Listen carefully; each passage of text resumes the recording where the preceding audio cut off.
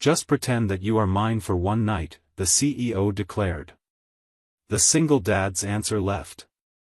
Her speechless Olivia Kane was the type of woman whose name echoed in boardrooms and business journals. Everyone knew her as the fierce CEO of Sterling Industries. A woman who turned an empire of glass and steel into her own reflection. Impeccable, commanding, unreachable.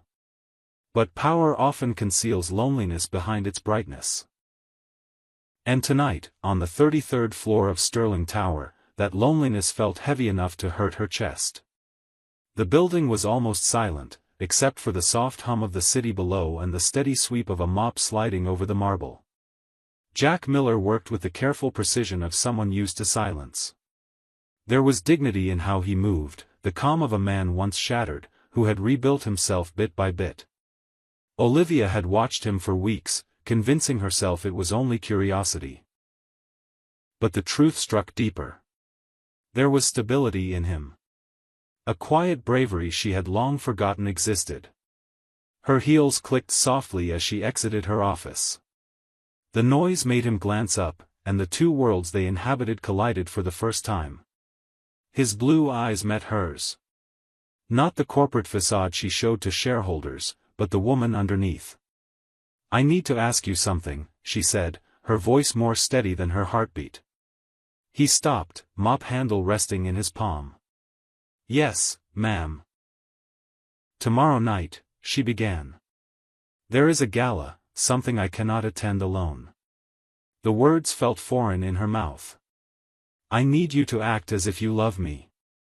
For just 7 minutes, Jack blinked. It should have sounded ridiculous. A CEO asking a janitor to fake affection. Yet her eyes, they were not joking. They were lonely. 7 minutes, he repeated quietly. She nodded. Her fingers trembled. He tilted his head. "Why?" Olivia turned to the glass wall overlooking the sparkling city. "Because they will ask about my personal life, and I cannot tell them the truth. The truth is I go home to an empty penthouse, eat alone, and drown in spreadsheets." He did not speak for a long moment. Grief recognizes grief. He knew that silence she described. Once he had been an aerospace engineer with designs that carried his name. Then came the lawsuit, the bankruptcy, the accident. The wife who never returned, leaving a daughter who still believed he could fix anything. Finally, he said, "All right, 7 minutes." That night, he lay awake, the city hum fading beyond his apartment window. Her voice echoed in his mind. "Pretend you love me for 7 minutes." It should have been laughable, but it was not. He looked toward the small bedroom where his 7-year-old daughter Emma slept, clutching a stuffed rabbit to her chest. Her drawings, castles, rocket stars covered the walls. They were the colors that kept his world alive. He thought about what he had lost. His career, his wife, his certainty, and what remained, dignity, however fragile. Maybe Olivia Kane's strange request was not about money. Maybe it was a moment of being seen. The next evening, the mirror barely recognized him. The midnight blue suit fit perfectly. The tie smooth beneath his rough fingers. For the first time in years, he looked like the man he used to be. Down in the lobby, security double-checked his name. Then the elevator doors opened and she was there. Olivia Kane. Gone was the armor of her business suit. In its place shimmered an emerald dress that caught the light like breath held too long. "You clean up nice," she said with a faint smile.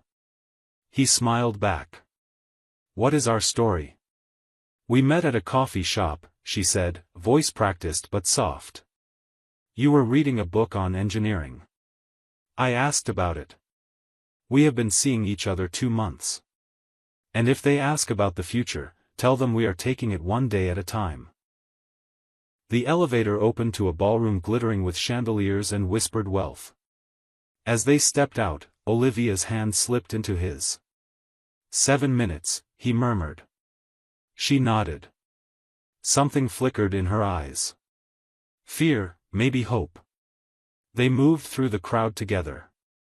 Jack listened, smiled, spoke when prompted, but soon he found himself talking easily about design, innovation, until Olivia laughed.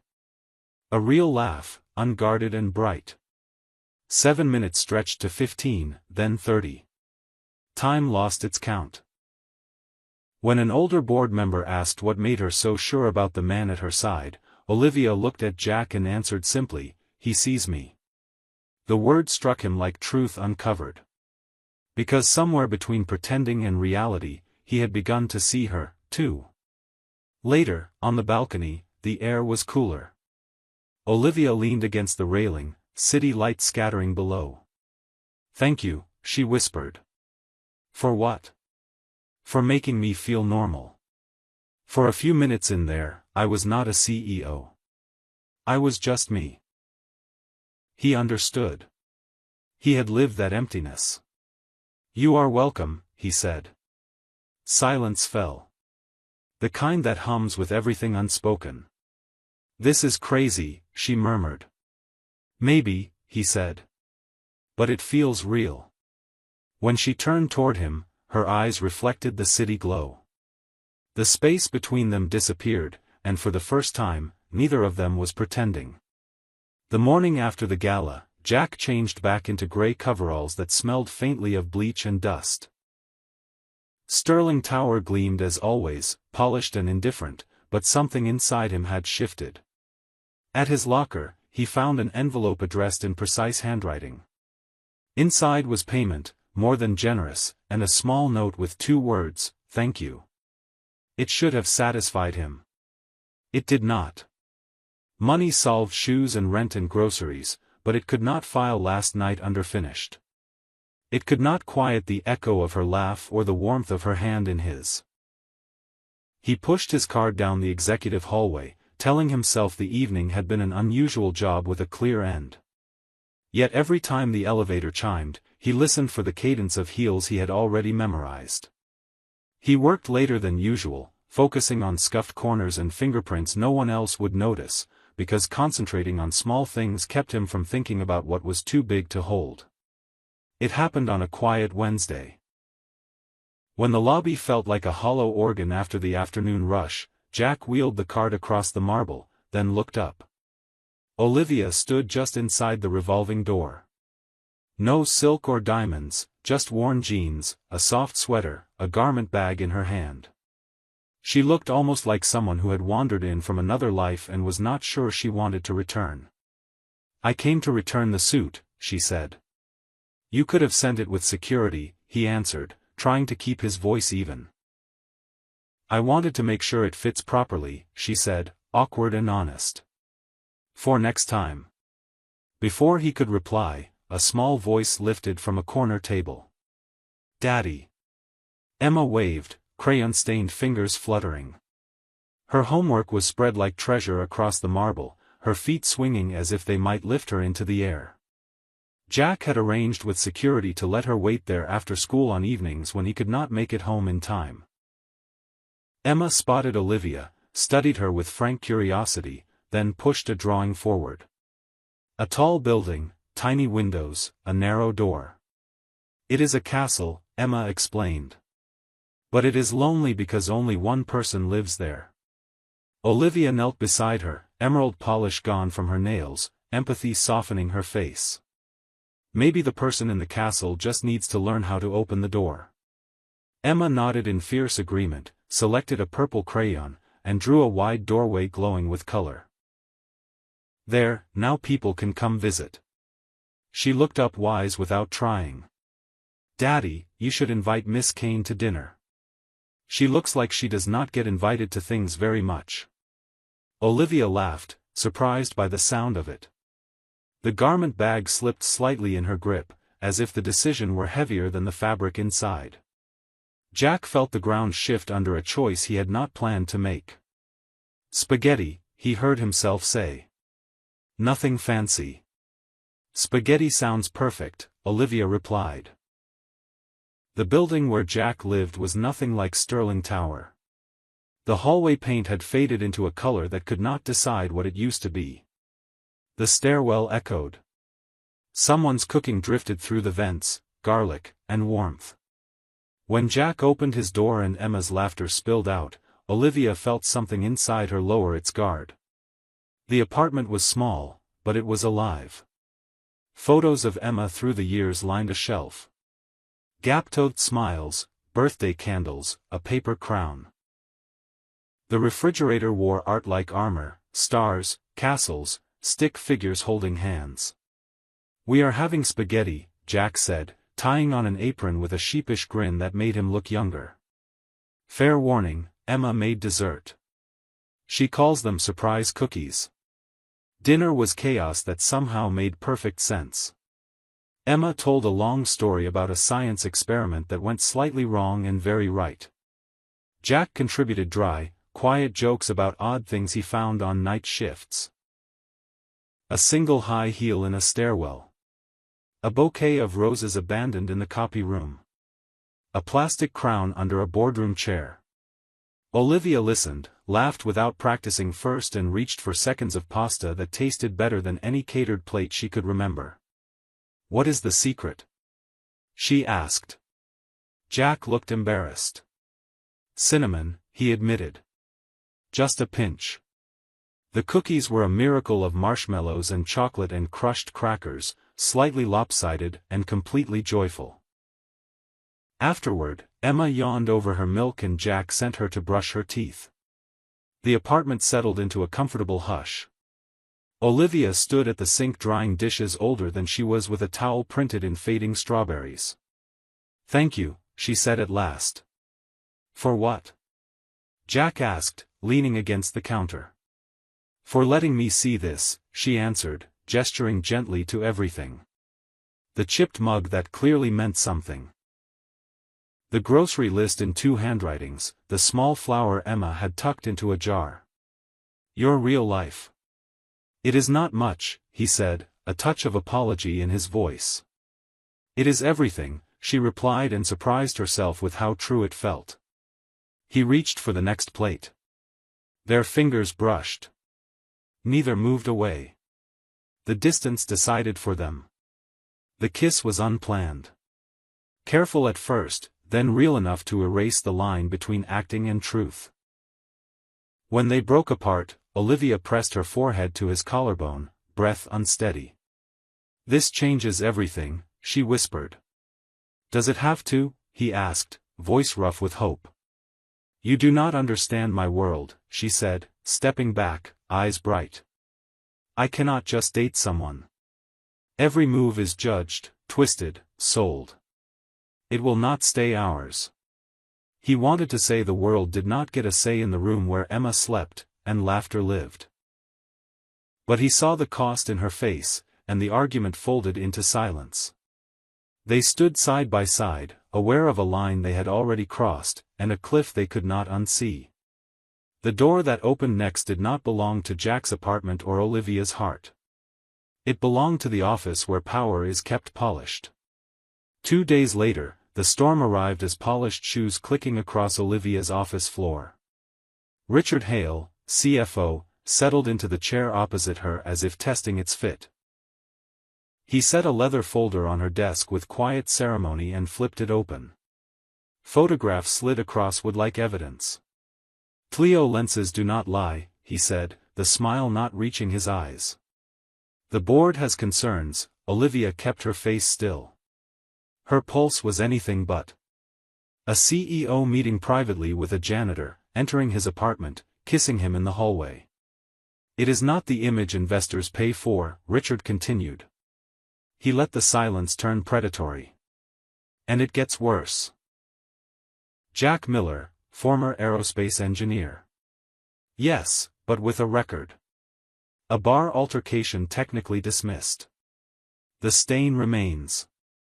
Had a failed lawsuit, bankruptcy, a dead wife.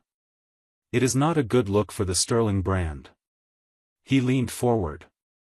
"This is simple. End the distraction or face a vote of no confidence. Monday morning company or him." When the door closed behind him, the office seemed to expand around her. An aquarium of glass and light where the only sound was her own breathing. Company or him, legacy or love. She had held an empire together so long she had confused holding with belonging. She stared at the city until the buildings blurred, then reached for her phone and not the intercom. The choice could not be made alone or in silence. Jack was already at the diner when she arrived, shoulders slightly hunched, a cup of coffee going cold at his elbow. Neon stuttered against the window, making the rain outside look like it wanted to be snow. "Tell me about the arrest," she said without preamble. He turned the cup in his hands, watching the swirl. A guy was harassing a waitress. He would not take no. I stepped in. It got ugly. Security footage cleared me. Charges dropped. The record stayed. He did not look up. People see what they want to see. He told the rest without ornament. The safety violations he brought forward. The company that buried him for it. The lawsuit that ate their savings. The night his wife did not come home. The way grief rearranges a house until you do not recognize the furniture or the man sitting in it. "I lost everything," he said simply. "Except Emma." She reached for his hand. He pulled his back, not unkindly. "I do not apologize," he said. "Just do not make this harder." "What are you saying?" she asked, afraid she knew. "I am saying you should choose the company," he said quietly. "Do not throw away what you built for someone like me." He stood, left bills on the table, and stepped into the rain. The bell over the diner door chimed like a small doomed hope. Olivia watched his shape blur through glass and water until it was only her reflection left, fractured into pieces she did not recognize. Monday dawned gray, the kind of Chicago rain that finds the seams in every umbrella. In her penthouse mirror, Olivia assembled the armor, hair precise, suit exact, eyes indifferent. Behind the mask waited portraits of her parents, partners in life and work, proof that the empire had not been built by one set of hands. She had mistaken inheritance for isolation. She remembered Emma's drawing with the open door and wondered how children knew so much so soon. By 9, the boardroom hummed with contained judgment. 12 faces framed a table that gleamed like a warning. Richard sat at the far end with his documents arranged in a small, quiet threat. When Olivia entered, conversations died without being asked. She did not sit. "You have asked for my decision," she said evenly. "Company or a personal life you consider unbecoming of a CEO." A rustle of discomfort moved like wind through wheat. Richard's smile sharpened. He thought he had already won. "Before I answer," she continued opening her leather portfolio. "You should know how your information was gathered." She placed photos on the table, the same images Richard had slid across her desk, then added security reports, access logs, and a printed thread of emails. She had not slept much since the diner. She had worked instead. And when Olivia Kane worked, she left little to chance. "This was not due diligence," she said. Each word set down like a stone. It was sabotage. Unauthorized surveillance. Falsified background checks, a coordinated attempt to force my hand. She lifted her gaze to Richard by the man sitting across from me. The room changed shape. Chairs leaned forward, hands stilled. Richard tried to smile again, but this time his mouth did not remember the steps. "You wanted me to choose," Olivia said, voice steady as glass. "So I have. I choose to expose you. I choose the integrity of this company. I choose what my parents actually built. Trust." By noon, the vote was unanimous. Richard Hale was escorted from the building, leaving his portfolio like a shed skin on the polished table. Directors turned to Olivia with relief and praise and careful jokes meant to ease the tension. On paper, she had won. The empire was safe. Her chair was hers. Yet when she closed her office door, the city outside looked like a circuit board again. Beautiful, cold, and impersonal.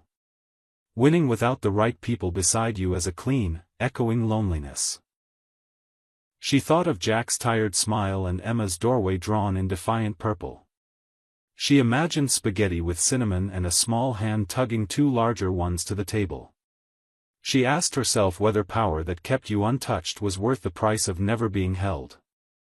The rain kept falling. The building kept gleaming. Somewhere on a quieter floor, a mop glided over marble with the stoic patience of a man who had learned to endure. She sat at her desk and understood that she had been measuring success with the wrong ruler.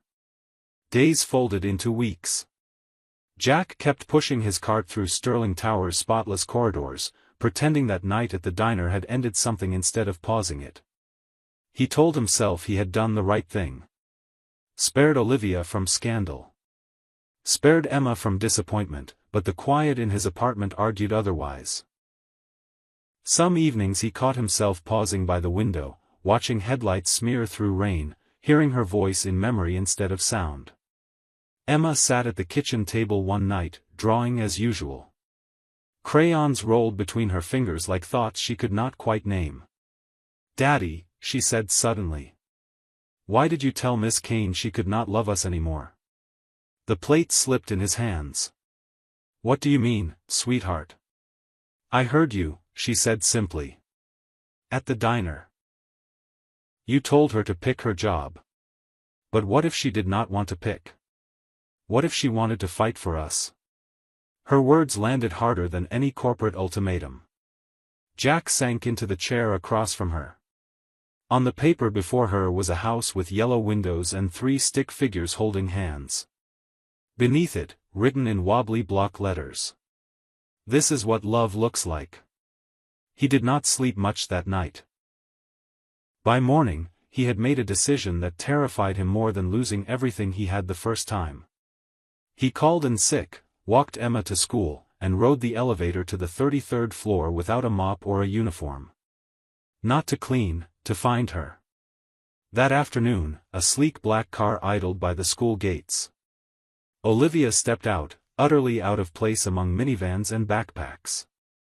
She spotted Emma first, ponytail bouncing, backpack swinging, and then Jack striding toward her. Their eyes met across the distance. The years they had not lived together folded away like a map returning to its center. Emma, fearless as always, took both their hands. "I told Daddy he was being silly," she announced proudly. "I told him you would fight for us if he let you." Jack looked down at his daughter, then up at Olivia. Something in him unclenched. "She is right," he said softly. "I was being selfish. I was so afraid of watching you lose everything that I never asked what you wanted." He drew a breath that felt like the edge of a cliff. "So I am asking now, what do you want, Olivia?" Minutes later, they sat in a corner booth of a small ice cream shop that smelled of sugar in childhood. Emma worked her way through a sundae almost bigger than her head, humming to herself. Olivia reached into her bag and unfolded a piece of paper creased colored familiar. Emma's drawing of the glowing house. "I fought for us," Olivia said quietly. "When they tried to make me choose, I fought for the right to have both. The company and a family. I won. But it did not feel like winning without you." She smoothed the wrinkles with her fingertips. "Your daughter gave us the blueprint. Maybe it is time we start building." Jack stared at the picture, then at her. For the first time in years, hope did not feel dangerous. It felt possible. 6 months later, the little house on a quiet Chicago street hummed with morning life. Sunlight poured through thin curtains touching everything it could reach. The upright piano where Emma practiced her scales. The kitchen where Olivia flipped pancakes. The living room where Jack crouched over a chair with a wobbly leg. The air smelled of syrup and sawdust and new beginnings. Emma's laughter floated down the hallway when she hit the wrong note. Olivia called encouragement over her shoulder. Jack hummed while tightening a screw. The sounds layered like a song written by ordinary life. On the refrigerator hung a framed paper. The adoption finalized. Emma had called Olivia mom once by accident and the name had stayed. Olivia still ran Sterling Industries. She still made choices that shaped thousands of lives. But success had a different measurement now.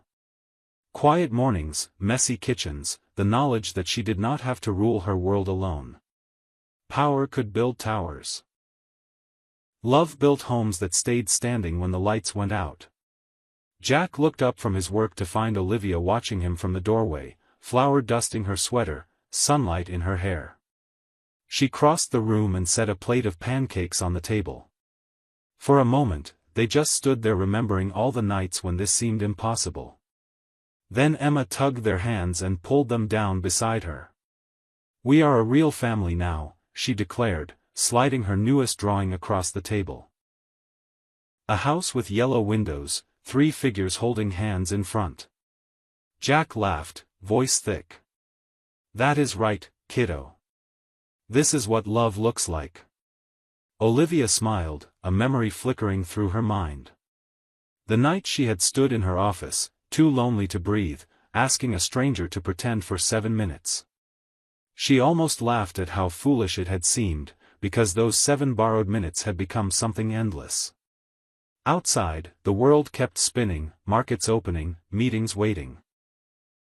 But inside the little house, the only clock that mattered was the rhythm of their laughter, the melody of a piano still learning its way. Olivia Kane had finally discovered the definition of success that counted. Not empires. Not headlines.